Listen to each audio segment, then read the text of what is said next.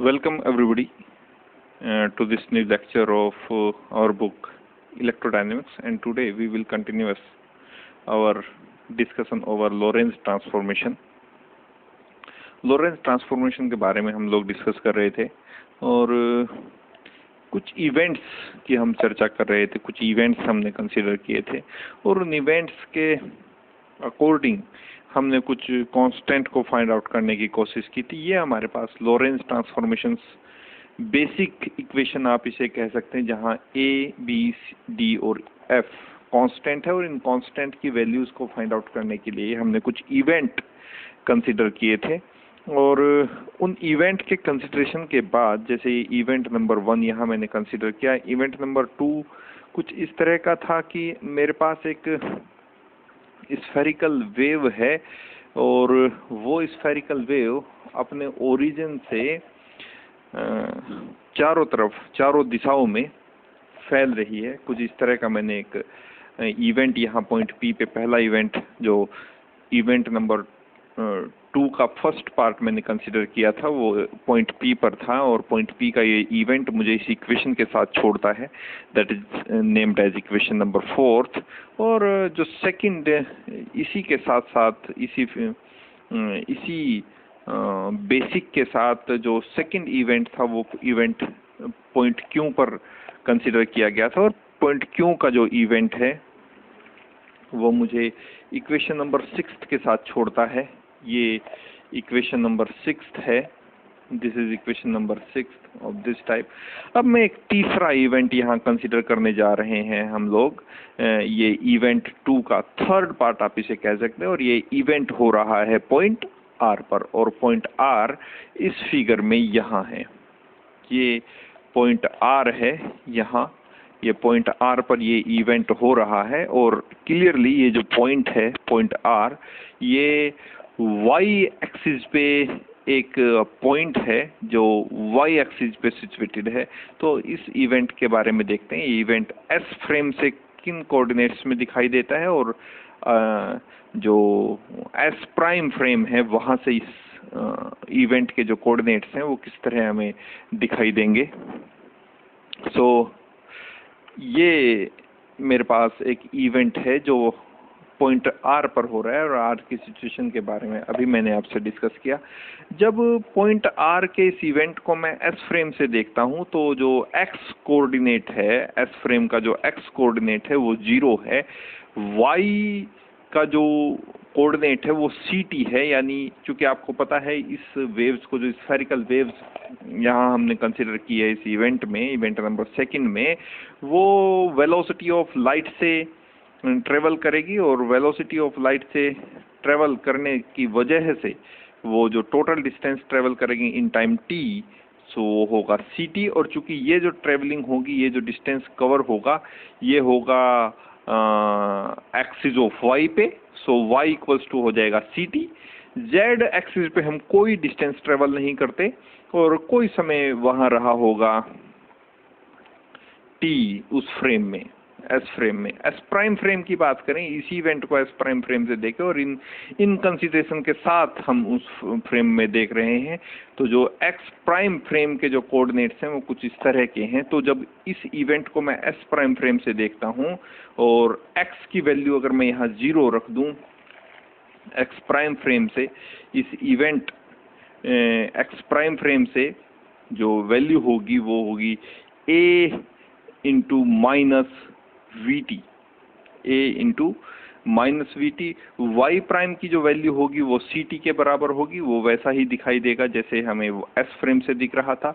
Z prime की value भी Z के इक्वल होगी और T प्राइम की वैल्यू होगी FT। अब ऐसा हुआ क्यों? क्योंकि जो कोऑर्डिनेट्स हैं वो कुछ इस तरह के कोऑर्डिनेट्स हैं, दैट इज T प्राइम की वैल्यू है dx प्लस FT। अब चूंकि x की वैल्यू 0 है, x की वैल्यू 0 है, यहाँ देखिए x की वैल्यू 0 है, तो जो t प्राइम की वैल्यू होगी वो केवल क्या हो जाएगी, ft हो जाएगी। और जो x की वैल्यू भी 0 है और जब मैं x प्राइम की वैल्यू यहाँ से कैलकुलेट करने की हम कोशिश करते हैं तो वो होगा ax प्लस bt और x की वैल्यू यहाँ माइनस VT हम कंसिडर करेंगे। ओके, सो चूंकि ये S प्राइम फ्रेम है और S प्राइम फ्रेम जो डिस्टेंस x प्राइम में कंसिडर होगी वो x एक्सिस पे जितनी डिस्टेंस ट्रेवल करेगा वो माइनस VT होगा। So distance from O prime in S prime of spherical wave. तो S प्राइम फ्रेम से हम देख रहे हैं कि O प्राइम का जिस S फ्रेम का जो ओरिजिन है O प्राइम, वहां से डिस्टेंस स्फेरिकल वेव की कितनी होगी, यानी इस तरह की जो स्फेरिकल वेव हमने कंसीडर की है, ये वाली स्फेरिकल वेव, इसका S प्राइम फ्रेम से हम जब देखेंगे तो वो डिस्टेंस कितनी होगी इस पॉइंट R की। ओके, तो डिस्टेंस का फॉर्मूला जब 3 डायमेंशनल एक्सिस में हम स्टडी करते हैं तो डिस्टेंस का जो फॉर्मूला है वो हम कुछ इस तरह स्टडी करते हैं। चूंकि हम ये डिस्टेंस कैलकुलेट कर रहे हैं S प्राइम फ्रेम में, सो S प्राइम फ्रेम में जब इस डिस्टेंस को कैलकुलेट करेंगे तो फॉर्मूला रहेगा, अगर मान लीजिए वो डिस्टेंस D है, कौन सी ये डिस्टेंस है, उस पॉइंट R की डिस्टेंस है from the origin of O prime, O frame S prime. तो अगर वो डिस्टेंस D है तो D square equal to x prime square plus y prime square plus z prime square. चूंकि ये जो डिस्टेंस हम कैलकुलेट कर रहे हैं ये कौन से फ्रेम से कर रहे हैं, S प्राइम फ्रेम से हम ये डिस्टेंस कैलकुलेट कर रहे हैं। x प्राइम की वैल्यू आपके पास है a माइनस VT, जब स्क्वायर होगा तो a square v square t square. y prime की वैल्यू है यहाँ CT, तो यहाँ पुट करेंगे c स्क्वायर t स्क्वायर हो जाएगा, और z प्राइम की वैल्यू यहाँ 0 है। सो जो डिस्टेंस का वैल्यू आया मेरे पास वो आया a square v square t square plus c square t square. और d जो डिस्टेंस वो ट्रेवल करती है प्राइम फ्रेम में वो CT प्राइम होगी, क्योंकि t प्राइम टाइम में जो डिस्टेंस स्फेरिकल वेव ट्रेवल करेगी with the speed of light, that is should be equals to CT prime. So d should be equals to CT prime. इस distance के बारे में आपको, ये वाली डिस्टेंस है, ये वाली जो यहां से यहां तक की जो डिस्टेंस वो ट्रेवल करेगी, लेकिन अभी हम वर्क कर रहे हैं S फ्रेम में, इसलिए वो समय होगा वहां CT प्राइम। सो ये जो D का वैल्यू है ये हो जाएगा CT prime square a square v square t square as it is plus c square t square is as it is, because it is the distance travelled by the wave in time t prime in frame S prime. Okay, so और t prime की value यहाँ से मेरे पास है ft, तो मैं जब यहाँ पुट करता हूँ ft तो मेरे पास फॉर्मूला आ जाएगा c square f square t square is equal to a square v square t square plus c square t square. Okay, ये सब एक दूसरे के इक्वल है। d स्क्वायर है CT प्राइम, d स्क्वायर है CT प्राइम स्क्वायर के equal, CT prime square है c square f square t square के बराबर, ये देखिए। और c square f square t square है a square v square t square plus c square t square के बराबर। ओके, सो अगर मैं इन दोनों लास्ट वाले जो दो टर्म्स हैं इनको कंपेयर करूं तो आप ये देख रहे हैं कि लेफ्ट हैंड साइड में भी t स्क्वायर है, राइट हैंड साइड में भी t स्क्वायर है, तो c square f square equals to a square v square plus c square, या फिर मैं इसे कह सकता हूं इस इक्वेशन को a square v square plus c square equal to c square f square से। This is equation number 7। अब मेरे पास 3 इक्वेशंस आ चुकी हैं और 3 ही अननोन क्वांटिटीज मेरे पास है a, d एंड f। तो यहां से मैं अब इन इक्वेशंस की हेल्प से आराम से इन कांस्टेंट की वैल्यूज फाइंड आउट कर सकता हूं। इस प्रकार मैंने 3 कांस्टेंट की वैल्यू फाइंड करने के लिए 3 इवेंट यहां कंसीडर किया। एक इवेंट हमने कंसीडर किया पॉइंट P पर, दूसरा इवेंट पॉइंट Q पर और तीसरा इवेंट पॉइंट R पर। तो इन तीनों इवेंट की हेल्प से मुझे 3 इक्वेशंस मिल चुकी हैं और इन इक्वेशंस का यूज करते हुए हम आराम से अब जो कांस्टेंट बचे हुए हैं a, d एंड f, उनकी वैल्यूज को फाइंड आउट कर सकते हैं।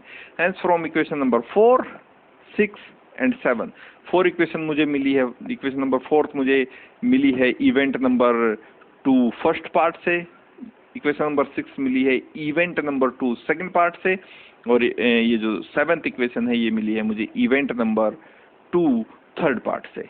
सो 4, 6 and 7 equations are this.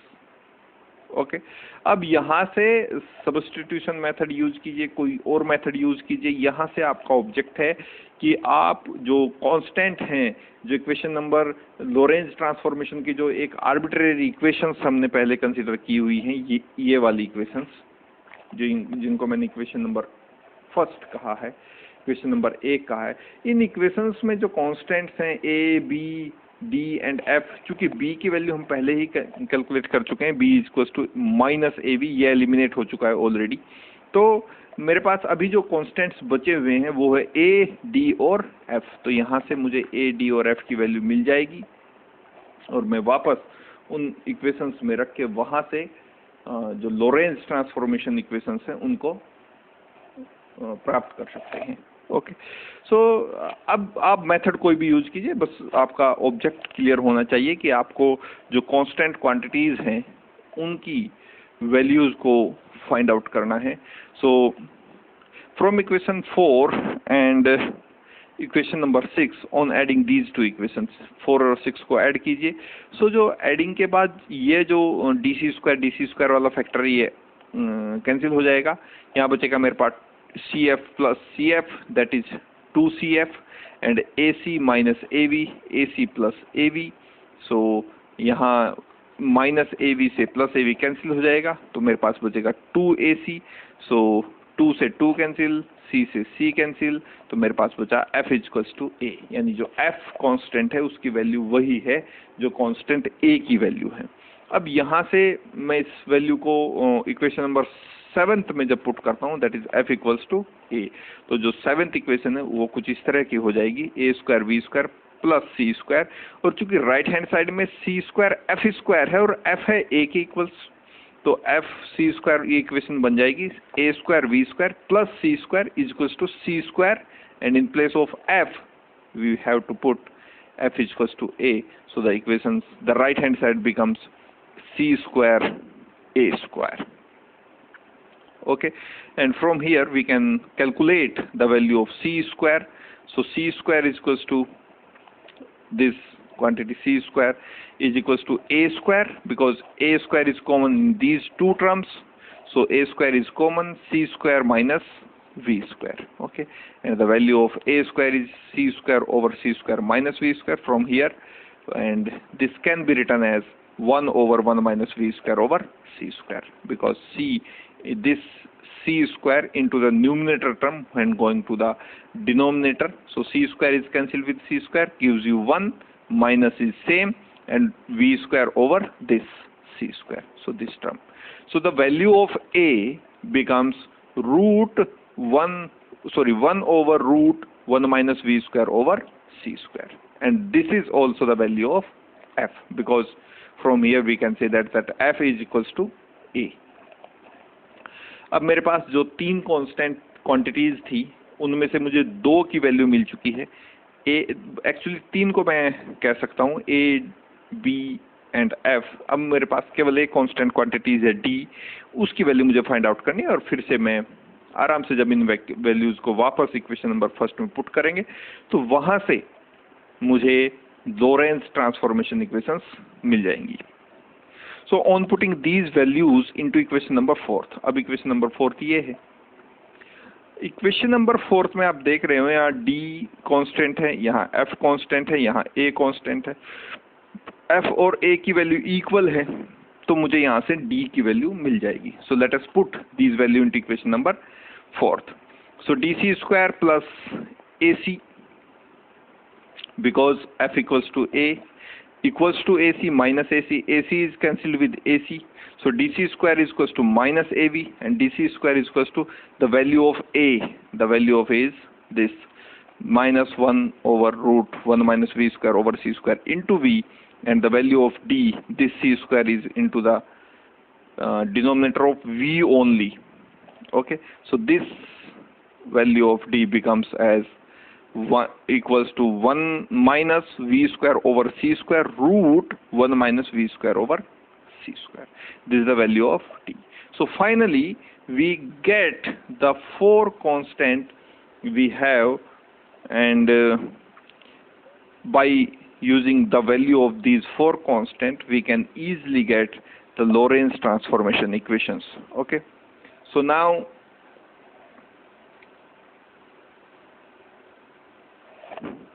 putting the values of constants a, d and f into equation number 2 we have, और इक्वेशन नंबर 2 हमारे पास कुछ इस तरह की इक्वेशन है. इक्वेशन नंबर 2 कुछ इस तरह की इक्वेशन है. चूंकि b को मैं पहले ही एलिमिनेट कर चुका, अब मुझे इक्वेशन नंबर 1 में वापस पुट करने की आवश्यकता नहीं है, तो मैं इन इक्वेशंस को ही यूज कर सकता हूं. और ये जो एक्चुअली ये जो एस प्राइम फ्रेम का जो वैल्यू था x prime equals to a into minus V T, ये भी हमें यहीं से मिलता है, a into minus V T, because x equals to 0. यानी कुल मिला के आप ये कह सकते हैं ये जो वैल्यूज है एस फ्रेम से, जैसे आप इस पॉइंट को देखते हो, ये सब वैल्यूज आपको कहाँ पुट करनी है, यहाँ पुट कर देनी है. तो यहाँ से आपको वापस एस प्राइम फ्रेम की सारी वैल्यूज मिल जाएगी. एक्स प्राइम भी मिल जाएगा, वाई प्राइम भी मिल जाएगा, जेड प्राइम भी मिल जाएगा और टी प्राइम भी मिल जाएगा. ओके, सो यहाँ से तो वापस जितनी ये मेरे पास वैल्यूज है ए, डी एंड एफ, देखिए एक्स प्राइम चाहिए तो मुझे ए का वैल्यू चाहिए केवल, वाई प्राइम में मुझे कुछ नहीं चाहिए, जेड प्राइम में मुझे कुछ नहीं चाहिए, टी प्राइम की अगर मुझे वैल्यू चाहिए तो मुझे डी का वैल्यू भी चाहिए और एफ की वैल्यू भी चाहिए. यानी कुल मिला के ये है कि इन इक्वेशंस को मुझे अगर प्राप्त करना है तो मुझे यहाँ ए का वैल्यू चाहिए, यहाँ मुझे डी का वैल्यू चाहिए और यहाँ मुझे एफ का वैल्यू चाहिए, जो कि मेरे पास उपलब्ध है. तो इन सब वैल्यूज को जब इक्वेशन नंबर 2 में हम पुट करते हैं तो यहाँ से मुझे एक्स प्राइम मिलेगा, वाई प्राइम मिलेगा, जेड प्राइम मिलेगा और टी प्राइम मिलेगा. So let's see it this.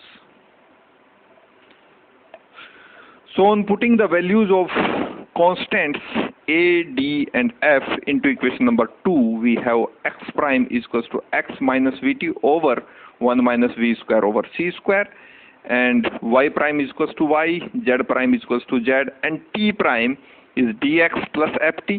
The value of d is this minus v over c square root 1 minus v square over c square. To put here the value of d, x is already there. So minus v square over c square, sorry, minus v over c square into x root 1 minus v square over c square plus the value of f. The value of f, constant f, is 1 over root 1 minus v square over c square, and because t is already there, so plus t into the numerator and into the denominator root 1 minus v square over c square, because here is denominator is same, so adding the numerator, so t minus vx over c square over root 1 minus v square over c square, this is the value of t prime. So actually x prime, y prime, z prime and t prime gives me the Lorentz transformation equations. Gives me the Lorentz transformation equation. Let's see it. This. So x prime is equals to x minus vt over 1 minus v square over c square. This is the first Lorentz transformation equations. Y prime is equals to y, the second one, and z prime is equals to z, the third equation. T prime is equals to t minus v over c square x over 1 minus v, root 1 minus v square over c square, the next one, this. So these are all are known as Lorentz transformation equations. Okay, और जब Lorentz transformation equations हमें मिली, so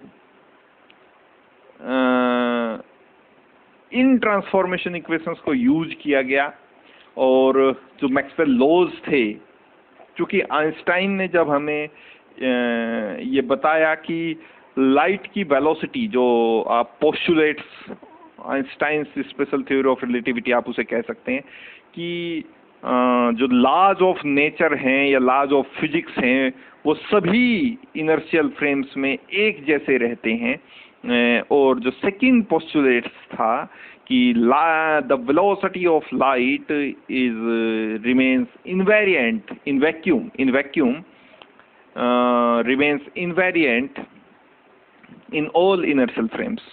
okay, तो जो contradictory situations आई थी जिसको प्रयास किया गया माइकलसन मोरले के द्वारा दूर करने का, तो वहाँ से माइकलसन मोरले भी का जो रिजल्ट हमने स्टडी किया, उस एक्सपेरिमेंट का रिजल्ट हमने स्टडी किया, तो माइकलसन मोरले भी कुछ बहुत ज़्यादा एक्सप्लेनेशन नहीं कर पाया और लास्ट में एक नल रिजल्ट, ना ईथर मिला ना वेलोसिटी ऑफ ईथर में जो अर्थ की वेलोसिटी हमने कंसीडर किया था, ऐसा कोई भी एविडेंस हमें नहीं मिला। और बाद में मान लिया गया कि जो वेलोसिटी ऑफ लाइट है वो सभी इनर्शियल फ्रेम में एक जैसी है, that is velocity of light in vacuum remains invariant under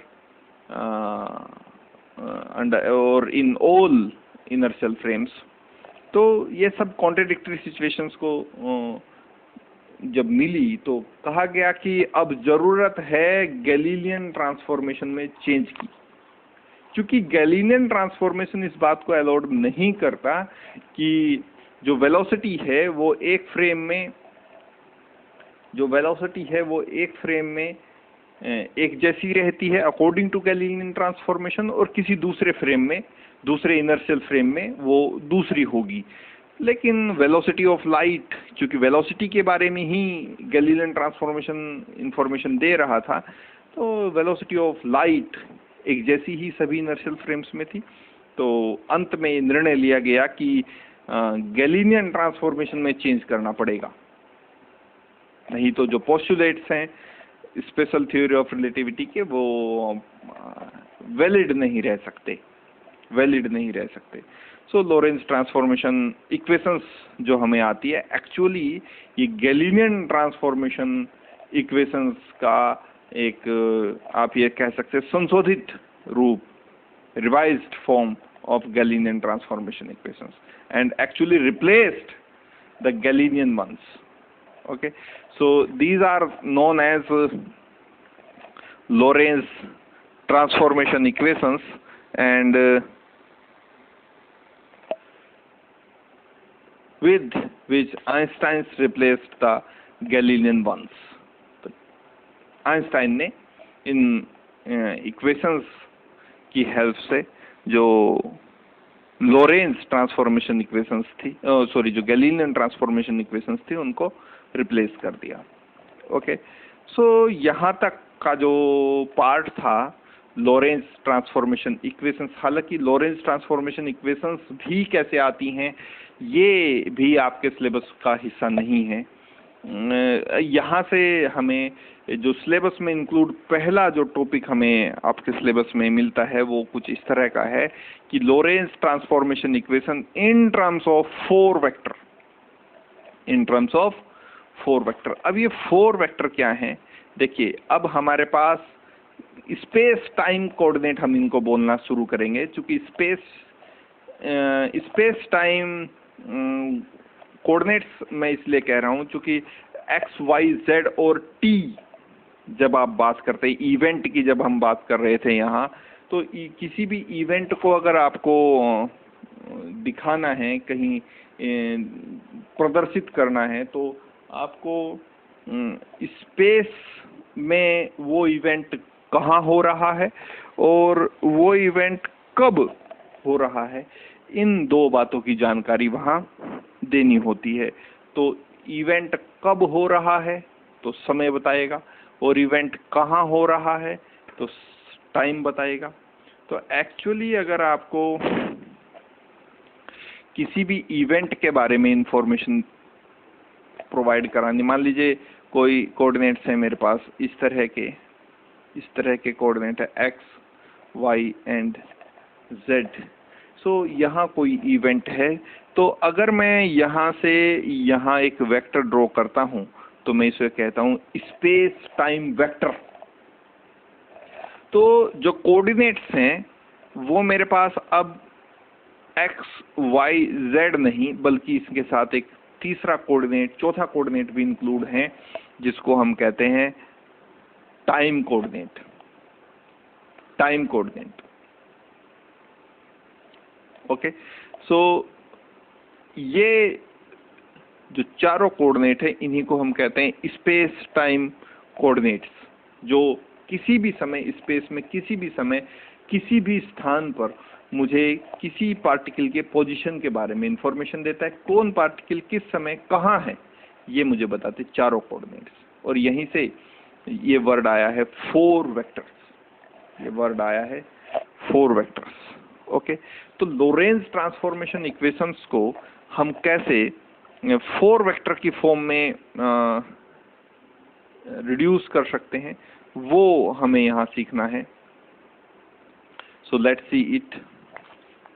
So Lorentz transformation equations in terms of 4 vectors. So we have Lorentz transformation equations as x prime is equals to x minus vt over root 1 minus v square over c square, y prime is equals to y, z prime is equals to z, and t prime is equals to t minus vx over c square over root 1 minus v square over c square. These are Lorentz transformation equations.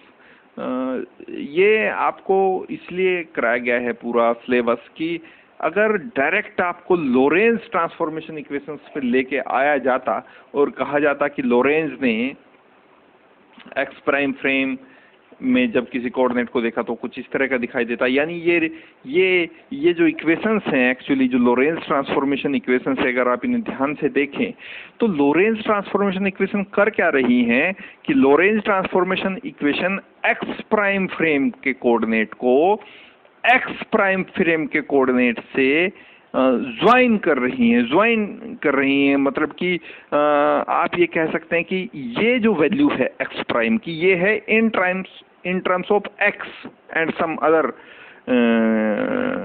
constant quantities or any other quantities. तो actually जो x prime coordinate है वो लिखा गया है x coordinate की form में, यानी ये जो रिलेशन है ये रिलेट किया गया है x प्राइम कोऑर्डिनेट को x कोऑर्डिनेट से, या मैं बहुत ब्रॉडली इस बात को कह सकता हूं कि जो s फ्रेम के कोऑर्डिनेट हैं वो लिखे गए हैं s प्राइम फ्रेम के जो कोऑर्डिनेट हैं वो लिखे गए हैं s फ्रेम के कोऑर्डिनेट्स के टर्म्स में। तो यहाँ देखिए x prime in terms of x, y prime in terms of y, z prime in terms of z, t prime is in terms of t। So actually जो coordinate मुझे मिले हैं x प्राइम फ्रेम में उनको मैंने ये जो Lorentz transformation equations हैं ये रिलेट करती हैं उन्हीं कोऑर्डिनेट्स को जो मेरे पास s फ्रेम में कोऑर्डिनेट्स हैं। सो these are Lorentz transformation which relates the coordinate of S prime frame with the S frame coordinates. Okay. अब इन इक्वेशंस को मैं रीराइट करके कैसे लिख सकता हूं, देखिए मैं ये कहता हूं, पहले मैं इस इक्वेशन जो fourth equation Lorentz transformation equation में जो फोर्थ इक्वेशन है इसको रीराइट करने की कोशिश करता हूं। तो यहाँ कर क्या रहे हैं हम, यहाँ हम जो लेफ्ट हैंड साइड है उसमें सी टी प्राइम यानी जो सी से मैं मल्टीप्लाई कर रहा हूँ राइट हैंड साइड में, लेफ्ट हैंड साइड में भी और राइट हैंड साइड में भी। तो यहाँ मैंने सी से मल्टीप्लाई किया तो ये टर्म बना C T prime on the left hand side. उस राइट हैंड साइड में मैं न्यूमरेटर में मल्टीप्लाई करूँगा सी से, सो ये टर्म बनेगा सी टी माइनस ये टर्म बनेगा एक पावर जो सी की है वो कैंसिल हो जाएगी, तो ये बनेगा X V over C minus is same and into the denominator the same quantity root 1 minus V square over C square.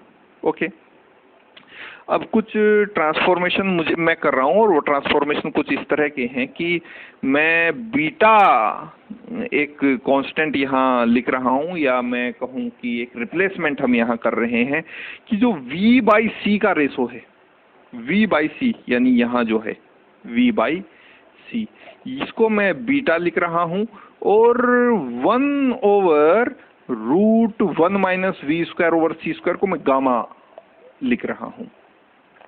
Okay, ये दो सब्स्टिट्यूशन मैं कर रहा हूँ। बीटा को लिखा जा रहा है, बीटा लिखा जा रहा है v बाई सी को, और गामा लिखा जा रहा है 1/√1 minus V square over C square को। तो ये सब्स्टिट्यूशन जब मैं यहाँ करता हूँ तो ये जो इक्वेशन है ये बनती है C T prime is equals to gamma C T, वही गामा सी टी, बिकॉज देखिए यहाँ v तो नहीं है, यहाँ सी टी है ओनली, सो गामा है 1/√1 minus V square over C square. यानी आप ये कुछ इस तरह से इसे समझ सकते हैं कि मैंने पहले सी टी प्राइम के डिनोमिनेटर में √1 minus V square over C square को रखा, माइनस का साइन लगाया जो ये है, और फिर एक्स वी बाई सी इसके डिनोमिनेटर में मैंने √1 minus V square over C square, यानी इस तरह का यहाँ इस इक्वेशन को आप ध्यान से देखिए, T prime is equals to T minus V X over C square √1 minus V square over C square. इसको मैं ट्रांसफॉर्म करना चाहता हूँ। ट्रांसफॉर्म करने का जो तरीका है वो कुछ इस तरह का यूज किया गया है। देखिए मेरे पास इक्वेशन है that T prime is equals to T minus X V over C square √1 minus V square over C square. ये इसको मैं ट्रांसफॉर्म करना चाहता हूँ, और ट्रांसफॉर्म करने के लिए मैं क्या करता हूँ कि यहाँ c से मल्टीप्लाई लेफ्ट हैंड साइड में, तो जाहिर सी बात है कि राइट हैंड साइड में भी होगी।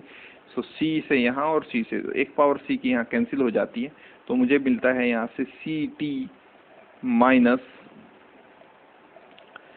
X V over C and √1 minus V square over C square. और इस वाले जो टर्म है इसको मैं अलग अलग लिख देता हूँ। पहले मैं लिखता हूँ C T over √1 minus V square over C square, और दूसरी बार X V by C √1 minus V square over C square. ये हुआ। अब जो सब्स्टिट्यूशन है वो कुछ इस तरह के हैं कि बीटा v बाई सी को मैं लिख रहा हूँ बीटा, और 1/1 minus V square over C square root के साथ इसको मैं लिख रहा हूँ गामा। ओके, अब देखिए तो यहाँ तो केवल यही है 1/, इसकी जगह क्या आ जाता है गामा, तो ये वाली टर्म क्या बनेगी gamma C T minus is as it is, और जो v बाई सी है यानी ये वाली टर्म है इसकी जगह आता है बीटा, और जो डिनोमिनेटर वाली टर्म है 1/, ये वाला हिस्सा इसकी जगह आ जाता है गामा। तो एक्चुअली ये टर्म बनता है एक्स बीटा गामा, तो gamma C T minus X beta gamma. तो यहाँ आप देख सकते हैं ये वाली जो टर्म है ये वाली term C T minus X V by C √1 minus V square over C square is equal to gamma C T minus X beta gamma. तो इस तरह से मैंने ये टी प्राइम वाला जो कोऑर्डिनेट था, ये वाला कोऑर्डिनेट, ये टी प्राइम वाला, इसको कन्वर्ट कर दिया, ये लिख दिया। थोड़ा सा लिखने का तरीका बदल रहा है, बाकी कुछ नहीं।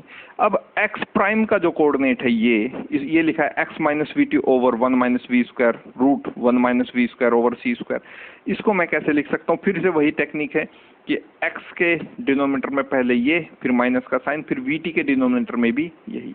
सो जब एक्स के डिनोमिनेटर में आएगा तो एक्स गामा बन जाएगा, और जो बीटा बनाने के लिए मैं सी टी से मल्टीप्लाई करते हैं तो ये बन जाएगा बी टी सीटा इंटू गामा। तो इस तरह से एक्स प्राइम कोऑर्डिनेट भी मैंने ट्रांसफर कर दिया। इसको भी मैं ट्रांसफर करके आपको दिखा देता हूँ किस तरह से इसको ट्रांसफर किया गया है। Let us see it. ये मेरे पास वैल्यू है एक्स प्राइम की।